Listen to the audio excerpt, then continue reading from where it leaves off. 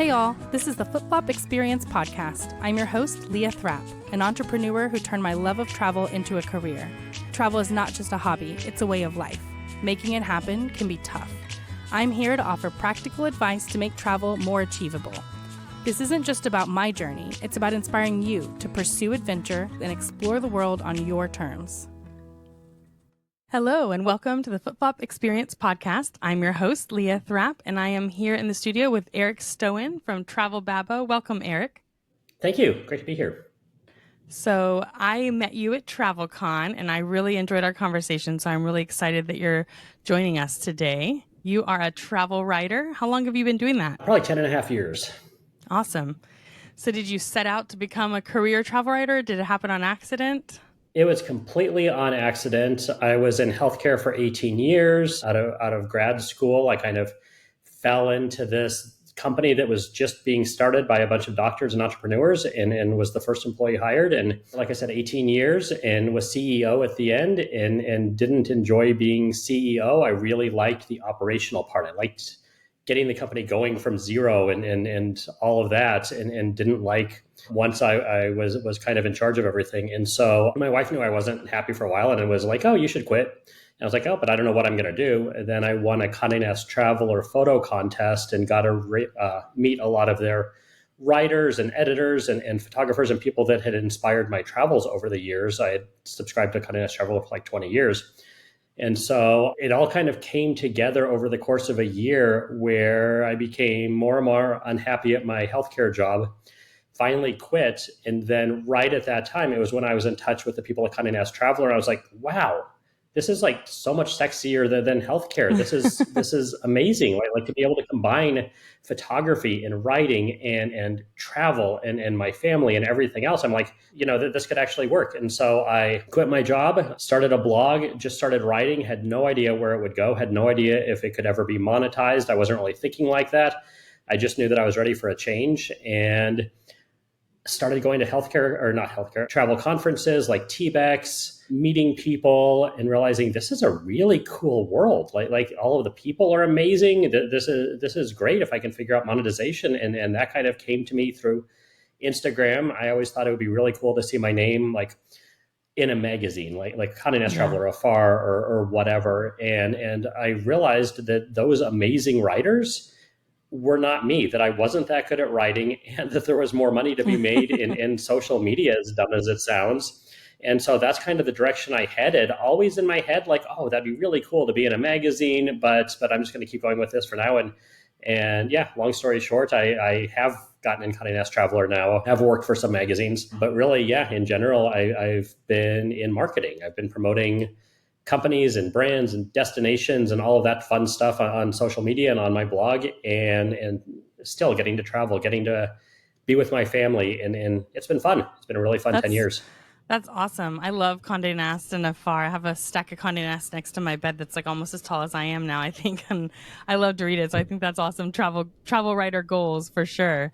I noticed when I was checking out your social media, your photography is amazing. Did you have any training or were you self-taught? Because you have great photos. I grew up kind of in my grandfather's dark room a lot. Like in the basement of his house, he had this dark room and he would take family photos and then go down there and develop them and with the red light and the timer and all the chemicals and the baths and all of that stuff.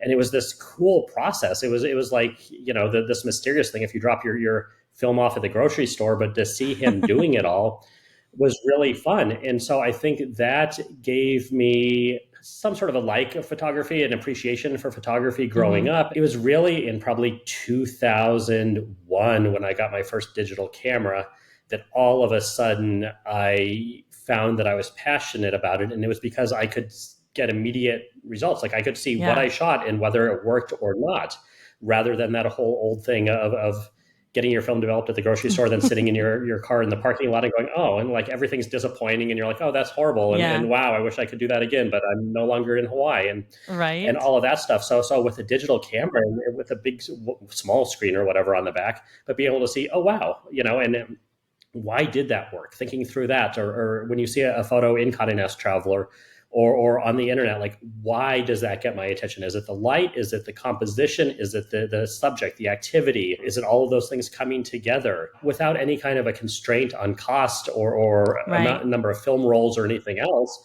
All of a sudden you could take 30 pictures and holy crap, one of them is amazing and people think you're a great photographer, and really it's just that, okay, you got lucky, or you stayed with a scene long enough so that it developed exactly like you were hoping it would. I think that's what had happened with 2001 and forward. I did a bunch of photography expeditions and excursions over the years with National Geographic. You That's can cool. go to National Geographic Expeditions website and you can select their photography options, and the Nat Geo photographers go along on trips throughout the world. And I did one or two workshops where you're really going out and shooting, then you're coming back and you're showing the photographer what you got and comparing it to your classmates, and wow, I missed that scene, or oh yeah, that would have made that shot better, or I didn't even think about that, or whatever. And so I think that definitely improved my photography one trip at a time, one conversation at a time with a Nat Geo photographer, and really enjoyed doing those. I have a cousin from France who's a photographer too, and he and I started meeting up one time a year somewhere in the world, Vietnam, wherever, and just taking pictures. And so he was amazing at inspiring me too, and looking at my stuff on Lightroom when we'd get back from shooting for a day, Yeah. and giving me tips there, whether it's processing or composition. So yeah, so over the years, over the last 20 something years, I've just slowly gotten more and more comfortable with immediately seeing a scene and knowing, okay, there's something there. There's something there that could inspire people to travel here or whatever. Yeah, you have a really great eye. I loved some of the pictures. I can tell that you're really looking at the whole scene, because I loved some of the reflections and some of the stuff you were capturing recently in Italy. I thought they were beautiful. So you have a lot of great things to contribute in travel with your writing and your photos. I love it. So when we met at Well, the travel thanks. conference, you told me about the tradition your family has to take your kids on trips. Can you tell us a little more about that? Where you do the individual trips with each kid? Yeah, when my daughter, I think she was only like 3, and she came home from pre-K, and they had been studying penguins because her amazing teacher did a penguin unit every year and had a passion for penguins or whatever. So that made all the kids have passions for penguins. So she came home and she was like, I want to see penguins. Can we go to Antarctica? And I had no idea. Like I knew Antarctica was a place. This was 15 years ago, but it wasn't really something that was showing up on social media. I didn't really have a feel for how to travel to Antarctica or anything else. Right. And so I literally looked it up and saw that, yeah, you could book trips to Antarctica. So I called up National Geographic Expeditions and I was like, hey, my daughter's 3. She really wants to go. Realistically, what is a good age for Antarctica? Because I didn't really know much about it. And they were like 8. They said, wait until she's 8. They said, at that age, kids can entertain themselves on the ship when it's boring. They can follow along in some of the lectures. They have a curiosity. They can handle the hikes and everything else. And so I was like, okay, done. So I got off the phone and I said, okay, we're going when you're 8. And we did. But like when you're 3, 8 is like 4 or 5 years away. Like that's a long time. And I was like, is there anywhere else you'd want to go that's not Antarctica? She's like, yeah, how about Australia? I'm like, okay, why do you want to go to Australia? She's like, I want to see Australian animals and I want to touch the opera house, because she had seen it in a cartoon. I was like, okay, done. So I asked my wife, I'm like, do you mind, watching our son if I take Evie to Australia for a week? She's like, sure, go for it. So right when my daughter turned 4, she and I headed off to Australia for a week. We I think just went to Sydney, but also got outside of the city a little bit for some of the wildlife parks. And it was amazing. Like, I loved the experience. I loved being with her. 4 was a great age. Australia is super kid friendly and so easy, safe. And I liked the bonding. No conflict between siblings, nothing else coming in between, just the two of us on an adventure. Someplace, and whether I had been to Australia or not was, irrelevant. It was that when you're traveling with a little kid, you need to base trips around them. You need to be thinking about, okay, I've done that in the past, but would a kid find that interesting? Or where are the parks? Where are the playgrounds? Where are the cool Australian animal experiences? Like you look at travel in a whole new way. And it was really fun. We got back and I was like, okay, start thinking about where you want to go with me next year at 5.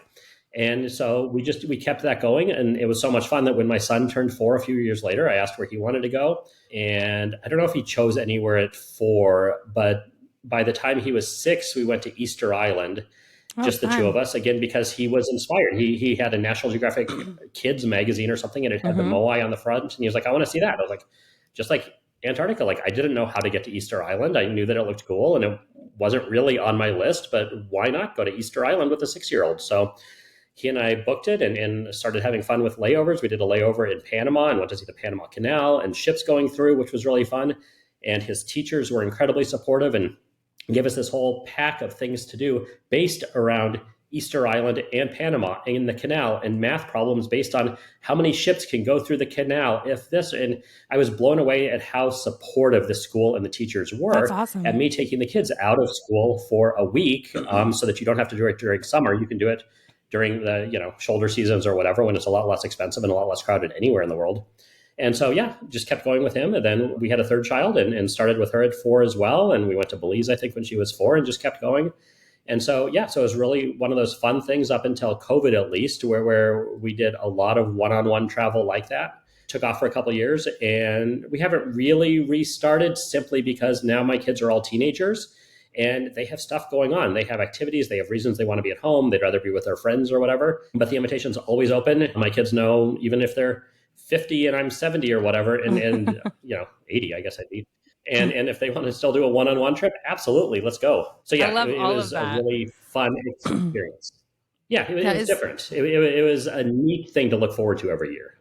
Yeah, that's super fun. We kind of had that experience on accident a little bit. When my son was 3, my husband got a job. He was in international security, and he had offices all over like Europe. There's one in like Dublin and Nice, France, and in Germany and Milan. And so we stayed home 1 or 2 times, and my 3-year-old did not love it. He wouldn't be mad while my husband was gone. He was like, he acted totally fine. But when my husband came back, it was like he realized, hey, wait, you abandoned me.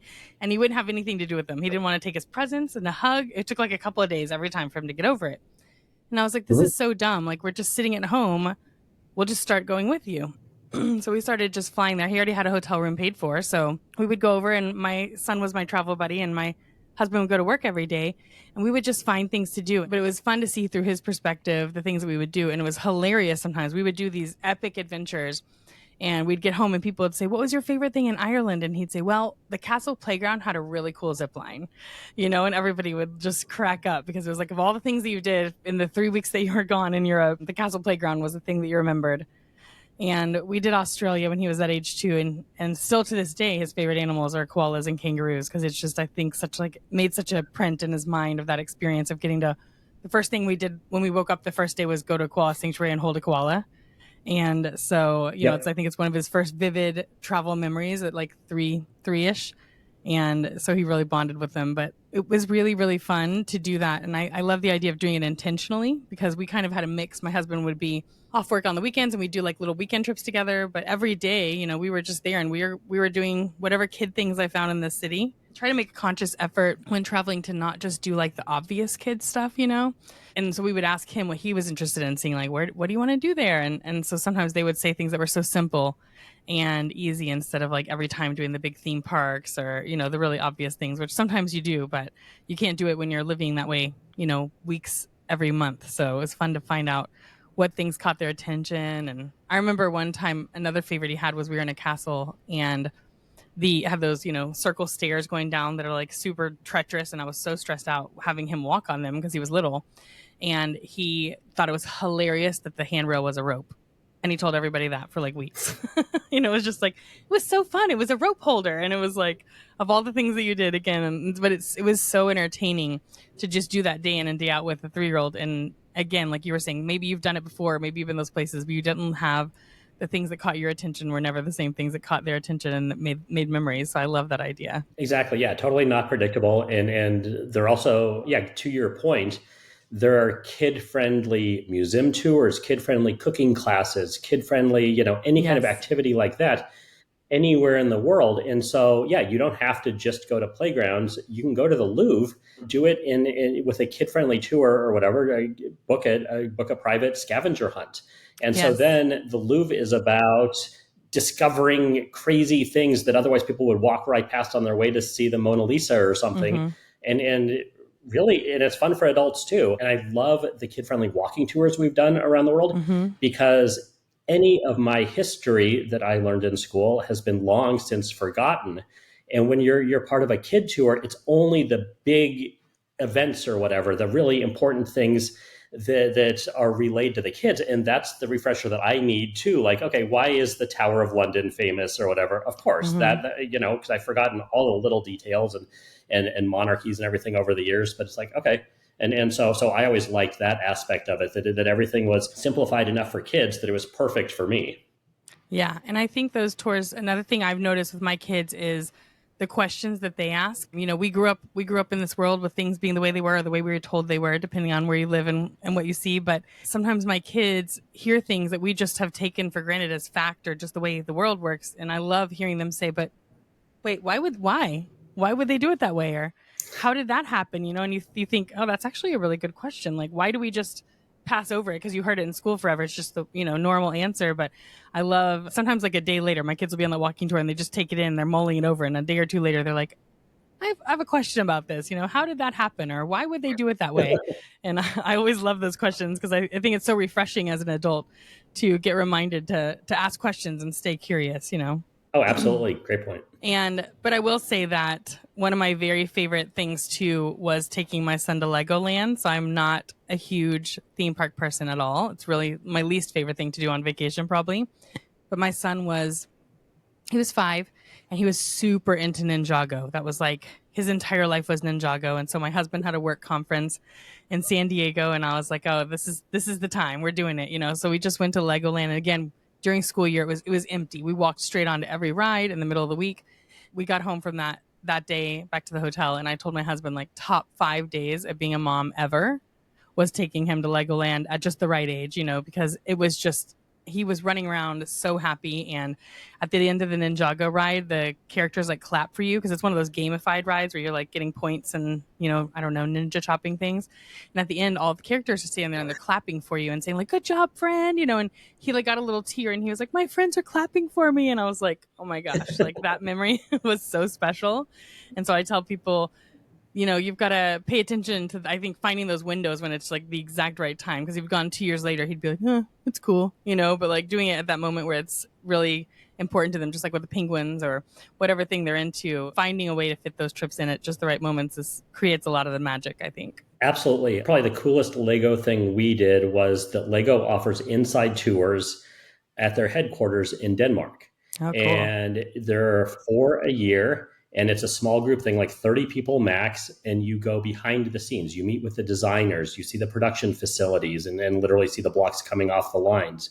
You got to go to the company store and buy anything you want for over 50% off. You got to go behind the scenes at the Legoland in Denmark, the original one, and see how the rides work and all of that stuff. And it's amazing. And I had heard of it when my son was really little. And so, and when he turned 7, I was like, okay, you want to go? He's like, yeah, because that for him, that was the absolute perfect age when he was 100% into Lego. Mm-hmm. And so knowing exactly what time those tickets went on sale, I mean, it's when only, 30 or whatever are going on sale at a time. I think it was 2 or 3 o'clock in the morning in California because it was some reasonable time in Denmark.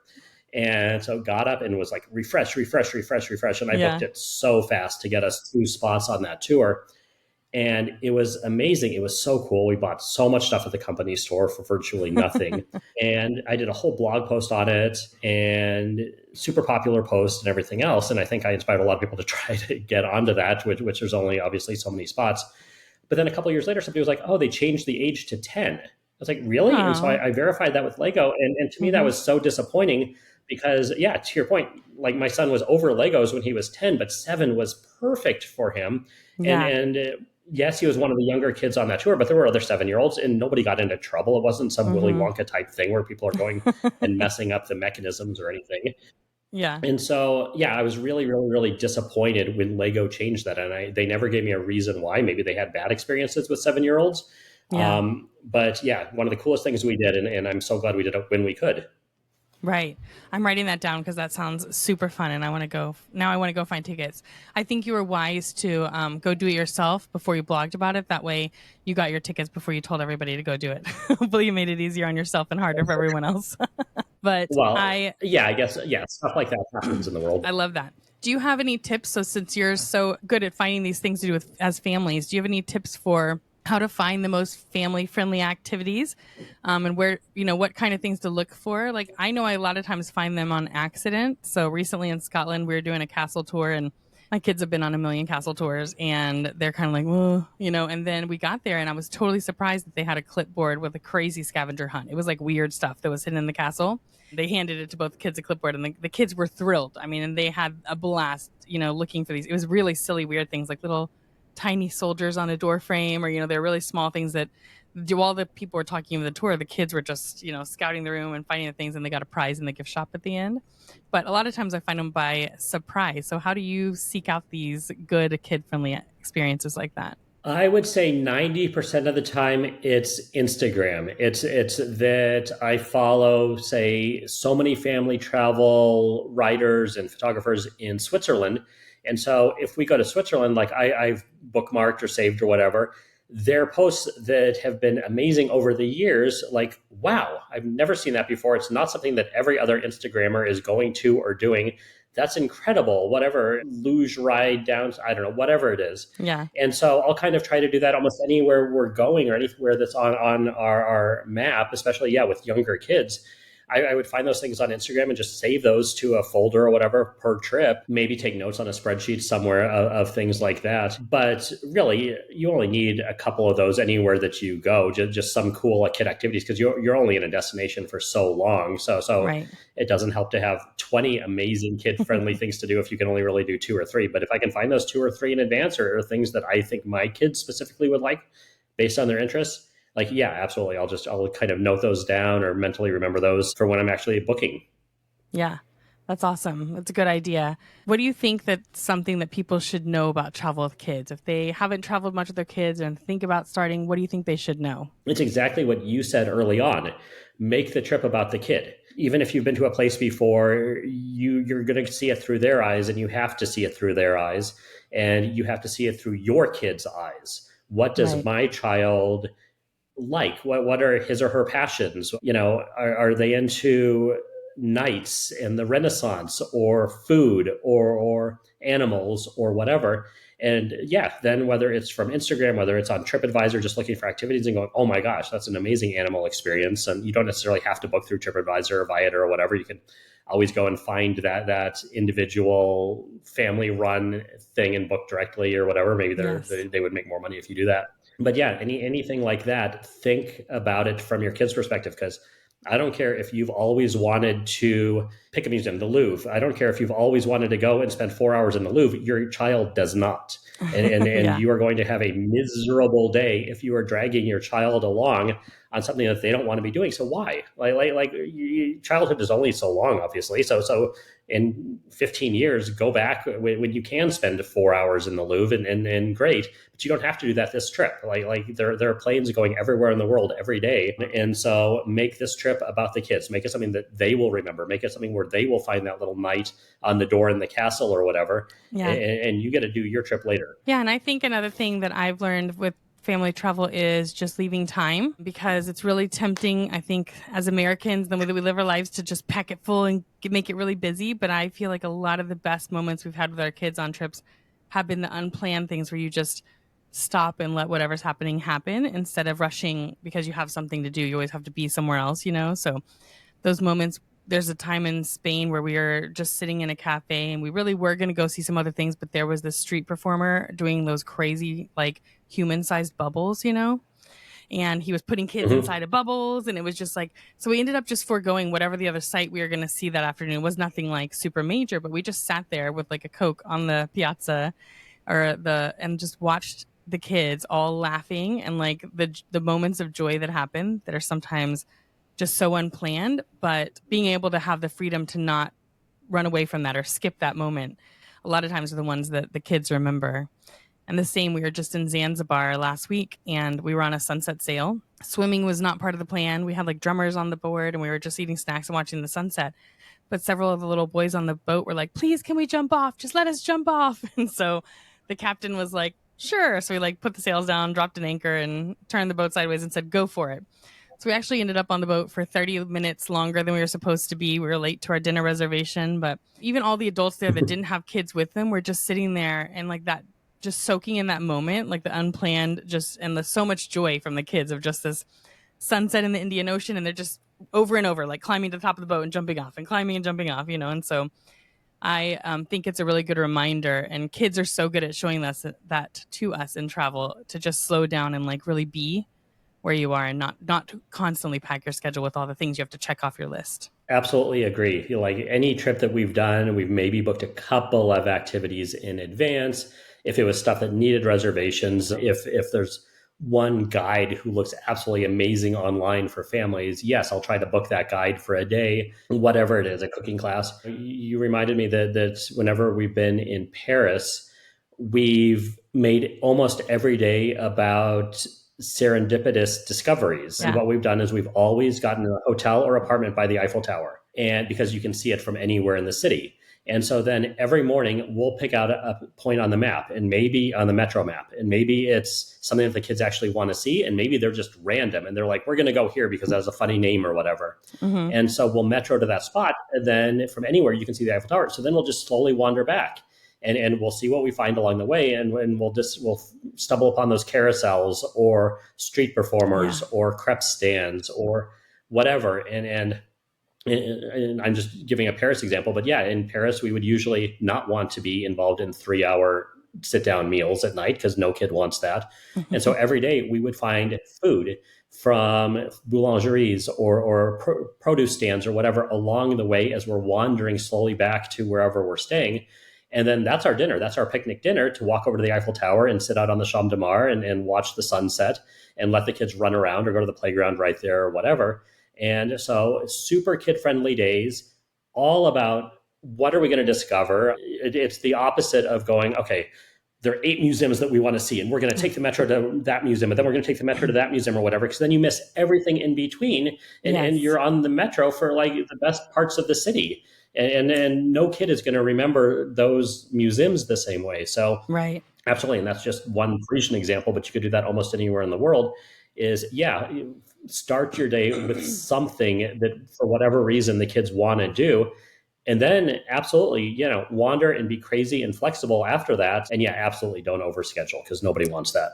Right. And I think people don't realize that actually you're going to have more enjoyment in those moments, rather than, if you picked up that picnic dinner and you get to sit and relax while the kids are on the playground, as opposed to like torturing everybody through a 3-hour dinner after the kids are tired or whatever. So it's really actually more enjoyable for everyone, not just the kids. So I think some people think like, I don't want to go to Paris and just do kids stuff all the time, but it's like, actually you're going to have more fun. So it's going to be better for everybody, and you're going to cherish those moments too. In our family, we call it, we're going to see what we can see. So sometimes the kids will wake up and say, what are we going to do today? And I'll say, well, just see what we can see. We don't know. And if you want to ride the carousel 16 times, which is what we have to do every single time we're in Florence, I just buy like 20 tokens at a time whenever I'm there, because my kids want to ride that carousel forever. Then great, we'll do it, And so, but it's much more enjoyable for everyone. And to not, again, like you said, dragging them through a museum or being shh, be quiet, be still, like trying to get your kids to do that. And so you're going to have such good memories. I love that. That carousel is never crowded either. Like it's the only one in the city, and it's right in the middle, and everyone passes by it. And so there's never, ever a line. It's awesome. Like you can totally, like everyone, wants to photograph it with the big arch behind it and everything else. But as far as actually hopping on it, no, it's so easy to, let your kids ride as much as they want. So yeah. On my tours, I usually make all the grown-ups ride too. Like late at night when we're on our way back from dinner, I'll promise my kids like the carousel after dinner, So then I'm like, okay, everybody, come on, we're gonna ride the carousel. Why not? You never have to wait. You can just hop on. It takes 2 minutes. Everybody laughs and has like a joyful kid-free moment. It's sometimes good to act like a kid on trips and remember to be fun. What do you think is the most unexpected destination or activity that your kids requested over the years? Definitely, probably Antarctica and Easter Island. But also my son really was fascinated by islands, like from the time he was little. And he would simply go really, really, really far out on Google Maps or whatever, find a dot in the ocean and zoom all the way in and go, I want to go there. And so, a lot of those little specks are not able to be accessed unless you have a boat and are willing to sail for 21 days. But for a long time, he was choosing islands for his annual trips: Maldives, Seychelles, Greenland, the Faroe Islands, really fun places like that where, yeah, the Faroe Islands looked amazing in pictures, but I had never really thought about trying to get there. And then he was like, okay, I want my trip this year to be the Faroe Islands. I'm like, we've also a couple times when my daughter was 10, my first daughter, she had a couple different things. She couldn't decide between Paris and Orlando for her trip, which is fine because kids at different ages, yeah, maybe you just want to go to a theme park. And I was like, well, what if we kept going? What if we went to Orlando and then Paris and then kept going all the way around the world? Where else would you want to go? And we put it together, and I threw in some suggestions. Oh, per your question earlier on how you discover cool things, I was in Beijing and meeting up with a friend of a friend who suggested, who was like, have you heard that there's a hotel in Oman where you paraglide to check in, that you literally like paraglide down to the hotel to check in? And I was like, that's awesome. And so I literally went back up to my room. It was at the Raffles Beijing, and Raffles isn't even there anymore.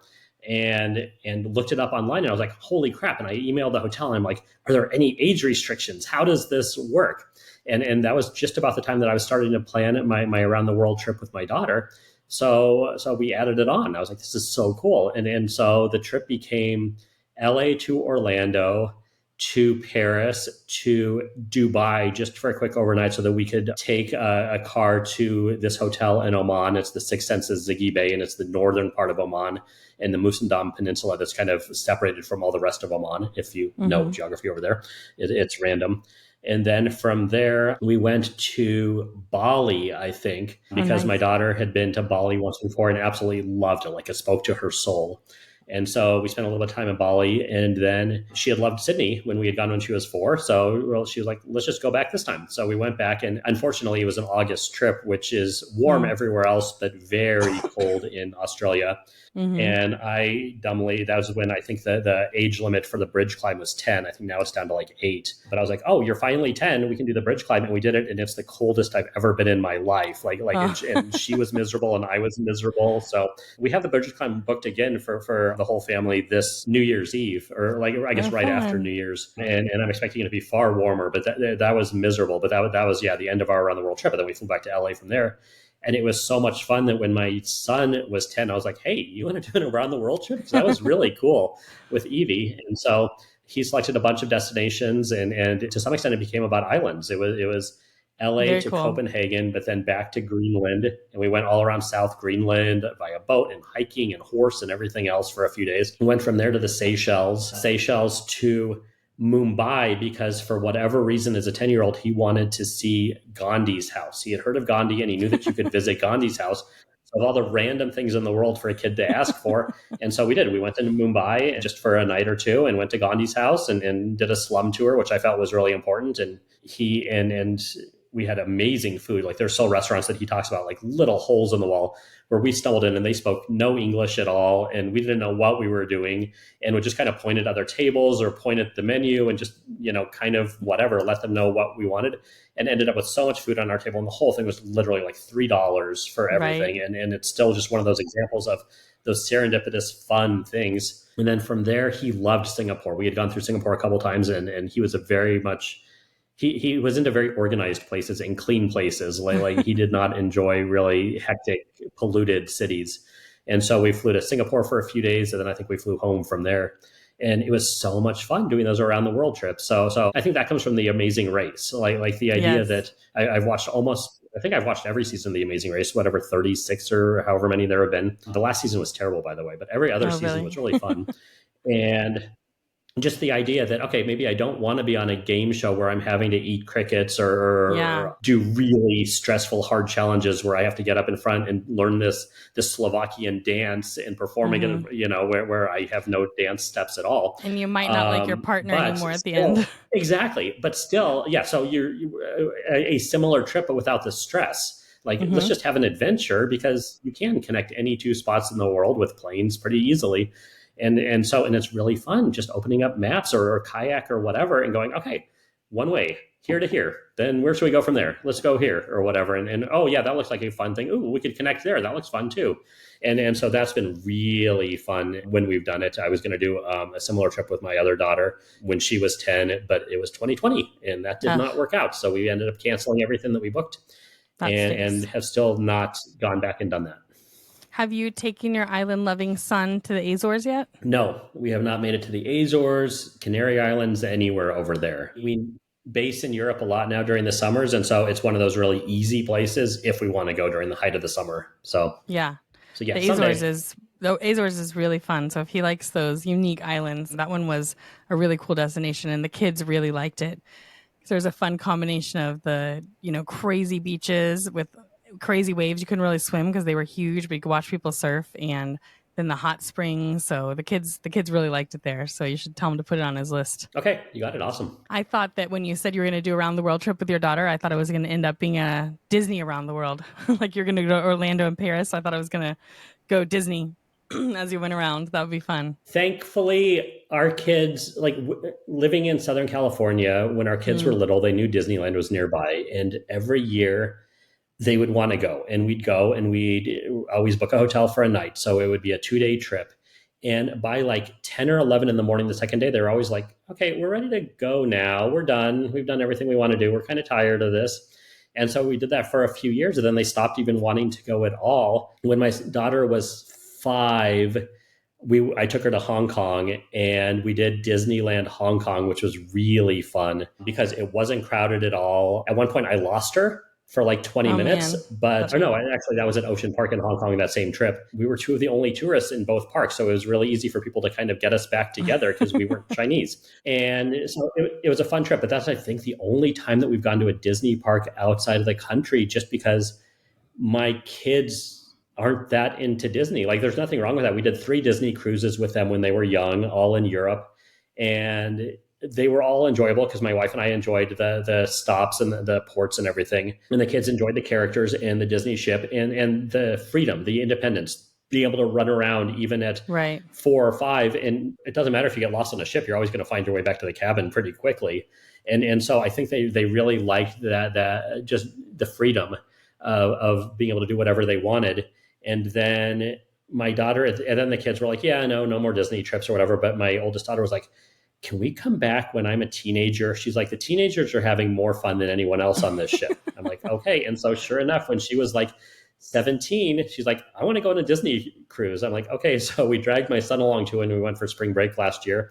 And she had an amazing time. She made awesome friends that she's still in touch with, that she's gone and visited. And she was out until 4 o'clock in the morning, absolutely no kind of sleep schedule that matched up with my son and I. We had fun at the generic Caribbean stops or whatever. But for her, it was all about meeting other kids and hanging out in their cabins until literally 3, 4, 5 in the morning.